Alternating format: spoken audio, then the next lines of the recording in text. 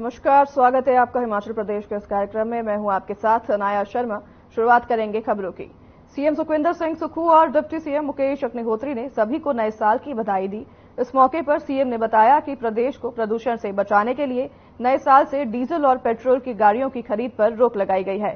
Cabinet के approval के बाद ही गाड़ियों को ले सकेंगे। पूरे प्रदेश को हरित ऊर्जा वाला बनाना है, जिसके लिए ई व्हीकल पर जोर दिया जा रहा है। जो आ रहा है उसकी बहुत बहुत शुभकामनाएं। नववर्ष मंगलमय हो, खुशियां भरा हो, प्रदेश में समृद्धि आए और प्रदेश में आने वाले समय में सुख शांति हो, ये हम भगवान से प्रार्थना करते हैं, देवी देवताओं से प्रार्थना करते हैं कि हिमाचल प्रदेश में अगला जो वर्ष हो वो समृद्धि भरा हो। और इन सब के लिए मैं सभी प्रदेशवासियों को नव वर्ष की बहुत बहुत शुभकामनाएं देता हूं। सर, हमने अपने बजट में घोषणा की थी कि हम हिमाचल प्रदेश को हिमाचल प्रदेश के पर्यावरण के हिसाब से, हिमाचल प्रदेश की भौगोलिक स्थितियों के हिसाब से उसको ग्रीन स्टेट के रूप में विकसित करेंगे। नव वर्ष की हिमाचल प्रदेश के सब लोगों को हम शुभकामनाएं देना चाहते हैं, बधाई देना चाहते हैं। पिछले वर्ष जो है बहुत तकलीफ का समय रहा हिमाचलियों के लिए, जब यहाँ पे आपदा आई और बहुत कष्ट में रहे। सैलानी आए, उनको भी कष्ट हुआ और प्रदेश के लोगों को भी बहुत कष्ट हुआ और बहुत नुकसान हुआ। और लेकिन साल के जाते जाते सरकार ने प्रयास किए कि उन पे जख्मों पे जो है मरहम लगाई जाए। उसमें काफ़ी हद तक सफल हुए। और ख़ासतौर पे मैं ये कहना चाहूँगा कि जो लोग ये कहते थे कि अब हिमाचल प्रदेश में सैलानी नहीं आएंगे, जो ये कहते थे कि हिमाचल प्रदेश में सैलानियों का आना अब समाप्त हो। नेता प्रतिपक्ष जयराम ठाकुर ने नववर्ष के शुभ अवसर पर देश और प्रदेश वासियों को बधाई दी है। वहीं उन्होंने कहा कि भगवान रामचंद्र के जन्मस्थल पर भव्य मंदिर का निर्माण पूर्ण होने के बाद उसका विधिवत उद्घाटन होने जा रहा है, जो सभी के लिए बहुत ही गौरव का पल है। नमस्कार, आप सभी देशवासियों को नववर्ष की बहुत बहुत बधाई और शुभकामनाएं। नया वर्ष अब की बार हमारे लिए और भी ज्यादा महत्व का है, क्योंकि भगवान रामचंद्र जी के जन्म स्थान पर भव्य मंदिर का निर्माण पूर्ण होने के पश्चात विधिवत उसका उद्घाटन होने जा रहा है और स्वाभाविक रूप से ये हमारे लिए गौरव का पल है। एक बार फिर से इस पावन अवसर पर मैं आप सबको बहुत बहुत बधाई और शुभकामनाएं देता हूं। नमस्कार, जय हिंद। शिमला में कांग्रेस अनुसूचित विभाग का प्रतिनिधि मंडल मंत्री यादवेंद्र गोमा से सचिवालय में उनके कार्यालय में मिला और उन्हें शॉल, टोपी और संविधान की प्रस्तावना की कॉपी भेंट की। साथ ही अनुसूचित जाति से मंत्री बनाने पर मुख्यमंत्री और कांग्रेस के राष्ट्रीय नेतृत्व का आभार भी व्यक्त किया। और इस दौरान मंत्री यादवेंद्र गोमा ने कांग्रेस अनुसूचित जाति विभाग का आभार जताया और समाज के उत्थान के लिए कार्य कराने के आश्वासन दिए। वहीं मंत्री यादवेंद्र गोमा ने कहा कि पूर्व में भी अनुसूचित जाति कांग्रेस के प्रदेश अध्यक्ष रहे हैं और उस दौरान भी समाज के उत्थान के लिए कार्य किया था। वहीं दिल्ली में हाल ही में हुए कांग्रेस की बैठक को लेकर उन्होंने कहा कि लोकसभा चुनाव को लेकर यह बैठक बुलाई गई थी, जिसमें मुख्यमंत्री, सभी मंत्री और सीपीएस सहित वरिष्ठ नेता इस बैठक में मौजूद रहे हैं।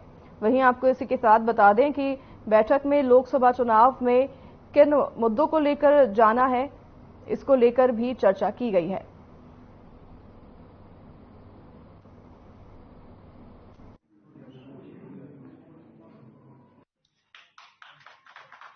हमारे जो अनुसूचित जाति के लोगों की जो समस्याएं थी, उनकी जो वहाँ पर कमियां थी, उसको हमने समय समय पर सरकार को भी अवगत कराया, अपने पार्टी के लोगों को भी अवगत करवाया और आज सभी ये लोग इकट्ठा हुए हैं। मैं इनका भी धन्यवाद करता हूँ। और नंदा जी जो हैं, अब इन्होंने कार्यभार संभाला है, तो मुझे उम्मीद है कि जो भी अनुसूचित जाति के लोगों की समस्याएं होंगी, जो भी कमियां रह गई हैं समाज में, इनके साथ मिलके जो है हम सरकार के समक्ष उठाएंगे और समस्याओं को जो है अपनी ओर से पूरा करने का प्रयास करेंगे। आज अनुसूचित जाति वर्ग के लिए बहुत खुशी का दिन है। खुशी की बात है कि हिमाचल प्रदेश की सरकार के अंदर 2 कैबिनेट मिनिस्टर्स और एक हमारे डिप्टी स्पीकर साहब और 2 चीफ पार्लियामेंट्री सेक्रेटरीज को जो है इंक्लूड किया गया है।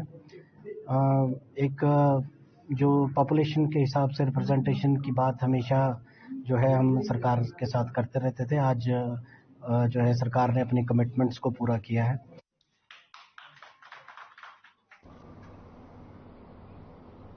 नए साल पर पर्यटकों को आकर्षित करने के लिए आयोजित किए जा रहे शिमला विंटर कार्निवल की Shimla hotel and tourism industry stakeholders association ने सराहना की है और कहा कि पर्यटक अनुकूल माहौल बनाने के लिए सरकार की तरफ से की गई पहल सराहनीय है। बाजारों को आधी रात तक खुला रखने, पर्यटकों को असुविधा से बचाने के लिए यातायात को नियंत्रित करने और हिमाचल के प्रत्येक पर्यटन स्थल पर पर्यटक गतिविधि आधारित पर्यटन को प्रोत्साहित करने जैसे सकारात्मक निर्णय लेने से शिमला में पर्यटन पटरी पर लौटा है। वहीं Shimla hotel and tourism industry stakeholders association के अध्यक्ष मोहिंदर सेठ ने कहा कि शिमला में पहली बार विंटर कार्निवल आयोजित करने की पहल एक सकारात्मक पर्यटन संस्कृति बनाने की दिशा में एक कदम आगे की ओर है और उन्होंने पर्यटकों के साथ साथ स्थानीय लोग भी इस गतिविधियों का आनंद ले सके और सभी ने इसकी बहुत सराहना की है।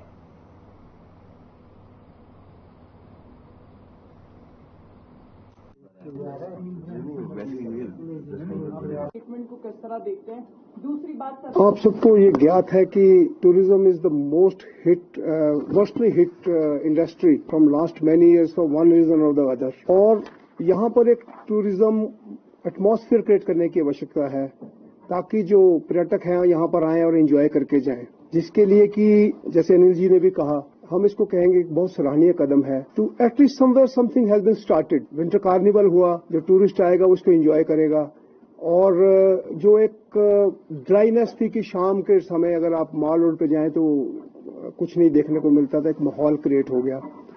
इसके लिए मैं भी अपने तहे दिल से माननीय मुख्यमंत्री जी का भी, सुखविंदर सिंह सुक्खू जी का धन्यवाद करना चाहता हूँ। ट्रीटमेंट को किस तरह देखते हैं?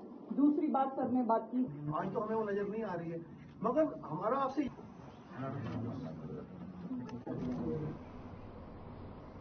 नए साल के जश्न के लिए पर्यटन नगरी मनाली पूरी तरह से पैक हो गई है।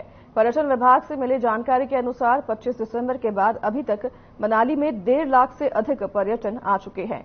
वहीं अगर बात करें आने वाले दिनों में नए साल के जश्न में 1 लाख से अधिक पर्यटकों के आने की संभावना भी जताई जा रही है।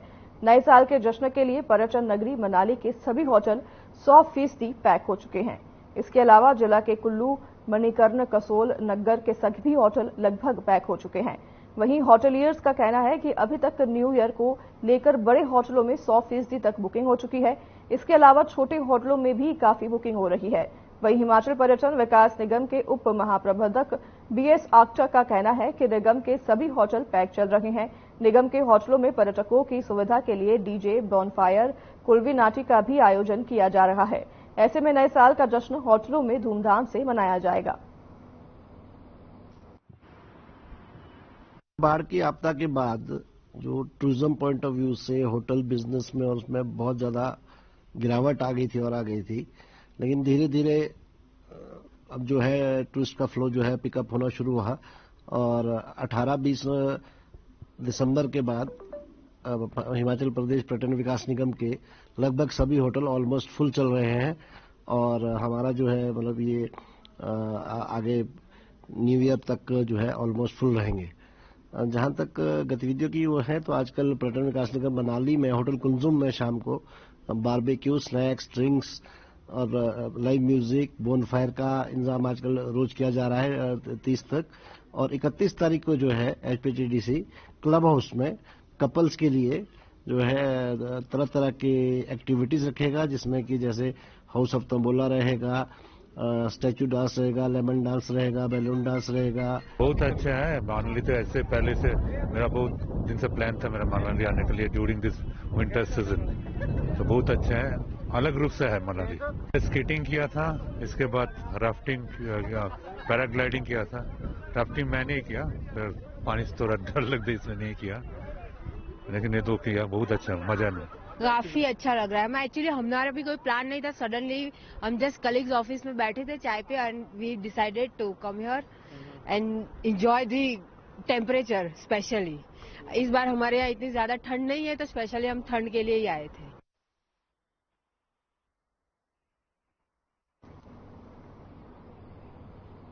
डलहौजी में वर्ष 2023 को अलविदा कहने और वर्ष 2024 का स्वागत करने के लिए इस बार बड़ी संख्या में पर्यटकों के आने की उम्मीद जताई जा रही है, जिसे देखते हुए जहां एक तरफ कई होटल व्यवसायियों ने पर्यटकों के मनोरंजन के लिए कई तरह के कार्यक्रमों के आयोजनों की प्रक्रिया शुरू कर दी है, तो वहीं प्रशासन ने भी पर्यटकों की सुविधा के लिए अपनी तैयारी पूरी करनी शुरू कर दी है।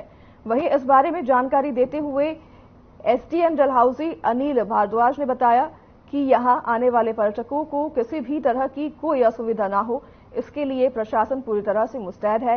वहीं डलहौजी के मुख्य संरक्षक और पूर्व नगर परिषद अध्यक्ष मनोज चड्डा ने कहा कि इस बार नववर्ष पर क्रिसमस की भांति ही बड़ी संख्या में पर्यटकों के आने की उम्मीद है और एक अच्छा पर्यटक सीजन लगने की आशा है। वहीं डलहौजी के डीएसपी हेमंत ठाकुर का कहना है कि नए साल के जश्न के लिए पुलिस पूरी तरह मुस्तैद है।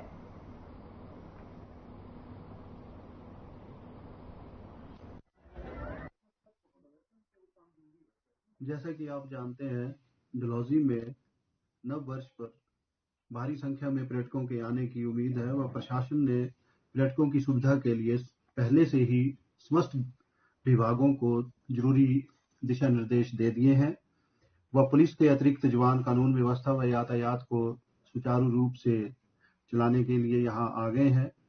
और मेरा अनुरोध रहेगा पर्यटकों से कि गांधी चौक पर इस वर्ष उनके मनोरंजन के लिए प्रशासन द्वारा भी इंतजाम किए जा रहे हैं, तो भारी संख्या में यहाँ आएं और अपना जो नव वर्ष है हमारे साथ सेलिब्रेट करें। नव वर्ष की तैयारियों में पूरी तरह सजा हुआ और होटलों में तकरीबन सभी होटलों में कोई ना कोई कार्यक्रम रखे गए हैं। 24-25 का जो वीकेंड था क्रिसमस का, उन दिनों में डलहौजी में टूरिस्ट की काफी गतिविधियां थी और काफी लोग जो है बाहरी राज्यों से और खासतौर पर साथ लगते प्रदेशों से डलहौजी पहुंचे थे, जिसके चलते तकरीबन काफी होटलों में 90 से 100% तक ऑक्यूपेंसी थी। ये जो नववर्ष 2024 की संध्या 31 को आ रही है, भी लॉन्ग वीकेंड है। हम आशा करते हैं कि ये काम जो है टूरिज्म का वो उसी गति से जैसे पहले होता रहेगा और भारी मात्रा में जो है टूरिस्ट डलहौजी पहुंचे। डलहौजी पर्यटक स्थल में प्रत्येक वर्ष की तरह इस बार भी पर्यटकों के आने की काफी संभावना है और उसको देखते हुए हर बार की तरह हमारी पुलिस के संदर्भ में जो यातायात व्यवस्था है, लॉ एंड ऑर्डर व्यवस्था है और सर्वेलेंस की व्यवस्था है, उसके लिए पूरी तैयारियां की जा रही हैं और इसके लिए स्थानीय सब डिवीजन से और बाहर से पुलिस लाइन चंबा से सफिशिएंट संख्या में आदमियों को रिक्विजिट किया जा रहा है और इसमें लगभग 40-50 की संख्या में बाहर से आदमी मंगवाए गए हैं और सब डिवीजन में भी शेष स्थानों से डलहौजी के लिए आदमी लगाए। नागरिक उपमंडल पावंटा साहिब के परधूनी में 18 दिन से गुज्जर कम्युनिटी के फॉरेस्ट और इलेक्ट्रिसिटी डिपार्टमेंट की भूमि से अवैध कब्जे हटाने के मुद्दे पर प्रदर्शन कर रहे ग्रामीणों ने आज पुलिस को धकेलते हुए गेट तोड़कर आरओ गिरिनगर के ऑफिस में घुस गए और वन विभाग और विद्युत बोर्ड और सिरमौर डिस्ट्रिक्ट एडमिनिस्ट्रेशन की तरफ से 18 दिन से अवैध कब्जे न हटाए जाने से रूस्ट 5 पंचायतों के प्रदर्शनकारियों ने स्थानीय पंचायत प्रधान, उप प्रधान और आम आदमी पार्टी लीडर नाथूराम के नेतृत्व में आज वन प्रदेशाधिकारी कार्यालय में तालाबंदी का ऐलान किया है।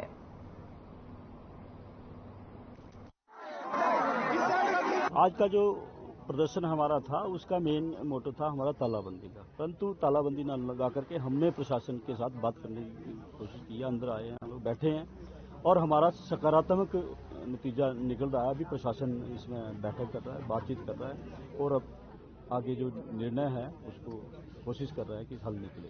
उम्मीद है आपको कि आपके इतने दिन जो प्रदर्शन किया उसका अच्छा रिजल्ट आपको मिले? अगर प्रशासन आतंकवादियों को ना पालना चाहता हो, यहाँ पे आतंकी गतिविधियों का प्रयोग ना करना चाहता हो, यहाँ पे इनको सह ना देना चाहता हो, हमने शासन प्रशासन को चेताया भी था और ये तालाबंदी करने से पहले इनको ये भी बताया था कि हम आज के दिन तालाबंदी करेंगे। तो हमने समय दिया तो शासन प्रशासन ने कोई इनके कान पर जूं तक नहीं रेंगी और अब जनता में इतना गुस्सा है कि जब तक इनके चालान इमीडिएटली अभी तक नहीं काटे जाएंगे उन सभी गुजरों के, तब तक हम यहाँ से नहीं हटेंगे और यहीं बैठे रहेंगे। हमें आश्वासन दिया गया कि हफ्ते के अंदर अंदर हम चालान काटेंगे, पर लेकिन हमारी पब्लिक नहीं मानेगी और हम नहीं मानेंगे जब तक आज से ही चालान काटे जाएंगे। हम ये हर खबर हिमाचल प्रदेश में फिलहाल हमारे साथ बस इतना ही। आपसे लेंगे विदा, हमें दीजिए इजाजत। नमस्कार।